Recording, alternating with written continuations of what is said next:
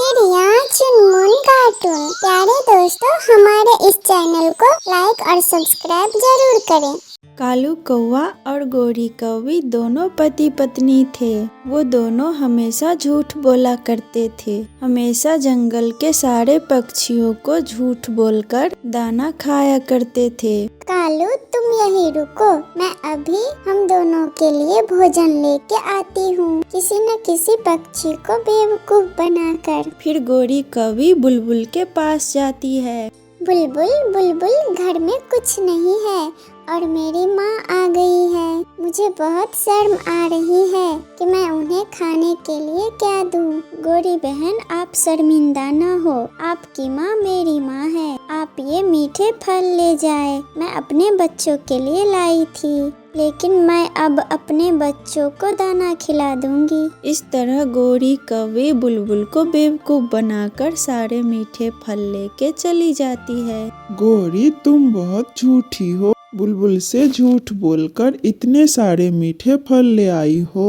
मैंने झूठ ऐसे बोला जैसे कि सच हो।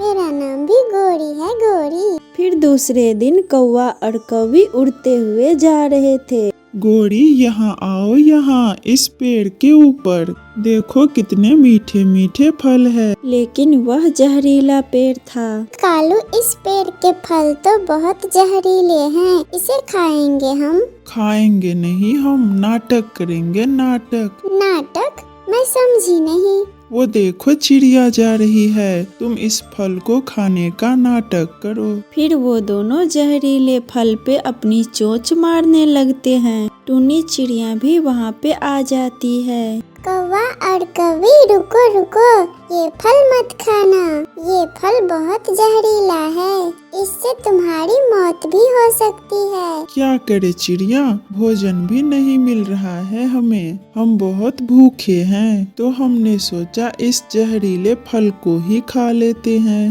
भूख से तो मरना ही है, इससे अच्छा हम जहरीला फल खा के मर जाए। आप दोनों ऐसा न करे, आप दोनों मेरे साथ मेरे घर चले।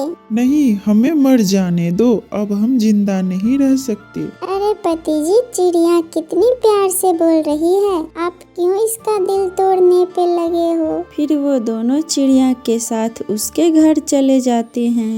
ये लो दाना और पेट भर के खा लो तुम दोनों। फिर वो दाना खाने लगते हैं। चलो, अब तुम दोनों का पेट भर गया ना, अब तुम वो जहरीला फल मत खाना। वो जहरीला फल खाने से लोग मर जाते हैं। चिड़िया, मुझे थोड़ा सा दाना और दे दो, रात के लिए मुझे रात को 2 बार भूख लगती है। इस तरह कालू और गोरी अपने रात का भोजन भी लेके जाते हैं। अभी 2 दिन ही बीते थे, कालू का मामा आ जाता है उनके घर। कालू, मैं तुम्हारे घर 2-3 दिन के लिए आया हूँ। हमारे जंगल में भोजन नहीं मिल रहा है, मुझे बहुत भूख लगी है, मुझे कुछ खाने को ला कर दो। मामा जी, मेरे पास बहुत सारा भोजन है, खेत है पूरा गेहूं का। गोरी, जाकर मामा के लिए भोजन लाओ।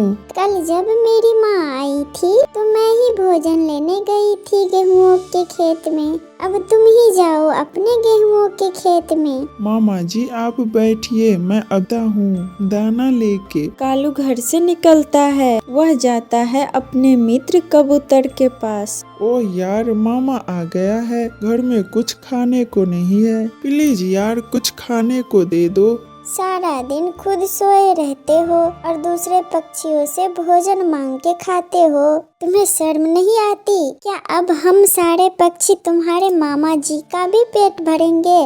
गोरी गोरी, अभी तक आया नहीं मेरा भांजा, मैं अभी जाके देखता हूँ उसे, वो कहाँ है। फिर कालू का मामा कालू के पास जाने लगता है। प्लीज यार कबूतर, खाने को दे दो इस बार, पता नहीं कहाँ से ऐसे मामा आ जाते हैं, मुझे उसका पेट भरना होगा। कबूतर चुप हो जाता है क्योंकि कालू के पीछे उसका मामा खड़ा था।